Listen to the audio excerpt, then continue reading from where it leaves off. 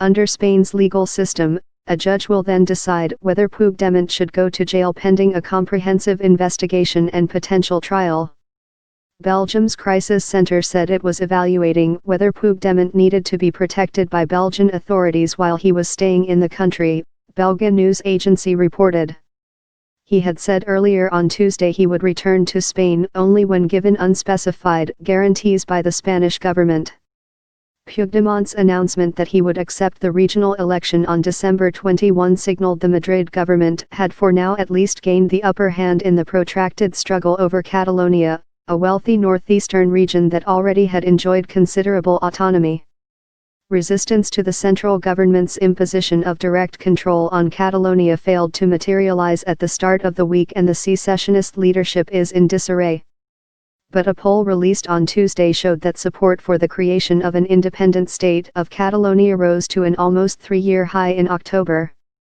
Spain's constitutional court on Tuesday blocked the independence declaration, a largely symbolic move that gained no traction and led to the Assembly's dismissal by Prime Minister Mariano Rajoy less than an hour after it was made. "I ask the Catalan people to prepare for a long road. Democracy will be the foundation of our victory," Puigdemont told a news conference in Brussels, where he showed up after dropping out of sight over the weekend. He also said he was not seeking asylum in Belgium. Rajoy, who has taken an uncompromising stance throughout the crisis, is gambling on anti-independence parties taking power in the regional parliament and putting the brakes on the independence drive. Puigdemont will hope a strong showing for the independence camp will reboot the secessionists after a tumultuous few weeks. The Spanish government said at the weekend Puigdemont was welcome to stand in the election. The judicial process was a separate matter, it said. The Supreme Court also began processing rebellion and sedition charges against Catalan Parliament Speaker Carme Forcadell and other senior leaders on Tuesday. Catalonia divided the political crisis, Spain's gravest since the return of democracy in the late 1970s, was triggered by an independence referendum held in Catalonia on October 1. Though it was declared illegal by Spanish courts and less than half Catalonia's eligible voters took part, the pro-secessionist regional government said the vote gave it a mandate for independence.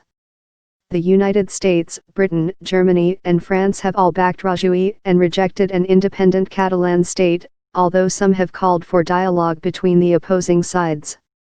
Puigdemont, Vice President Oriol Junqueras and other Catalan leaders had said previously they would not accept their dismissal. But their respective parties, PareCat and Esquerra Republicana de Catalunya, said on Monday they would take part in the election, a tacit acceptance of direct rule from Madrid. The struggle has divided Catalonia itself and caused deep resentment across the rest of Spain, although separatist sentiment persists in the Basque Country and some other areas. 2 recent opinion polls showed support for independence may have started to wane. But an official regional survey published on Tuesday showed some 48.7% of Catalans believe the region should be independent, up from 41.1% in June and the highest since December 2014. Based on 1,338 interviews, the Centre d'Estudis d'Opinió poll was the first survey released since the independence declaration, though the bulk of it was taken before then, between October 16 and October 29. Despite his dash to the European Union's power center, Puigdemont's hopes of engaging the bloc in his cause seem forlorn. Member states have asserted their support for Spanish unity, and EU institutions in Brussels say they will deal only with Madrid and that the dispute remains an internal matter. "Our position remains unchanged," EU Commission spokeswoman Mina Andreeva said in Brussels on Tuesday. But some analysts believe the dispute is not going to fade away anytime soon. Spain is heading for a period of disruption, and like the UK and Brexit, having its policy agenda dominated by one political issue while other key challenges fade into the background, said Raj Badiani, an economist at IHS Markit in London. A more tangible impact from the crisis could evolve from early 2018, with the uncertainty set to build as Catalans push harder for a legally binding referendum. Influential Catalan business lobbies have backed direct rule and called on firms to stay in the region. The crisis has prompted more than 1,000 businesses to switch their legal headquarters from Catalonia, which contributes about a fifth of Spain's economy, the fourth largest in the Eurozone.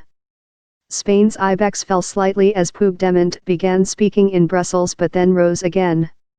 "It's a farcical and completely ridiculous situation," said Ernesto Hernández Busto, 42, an editor.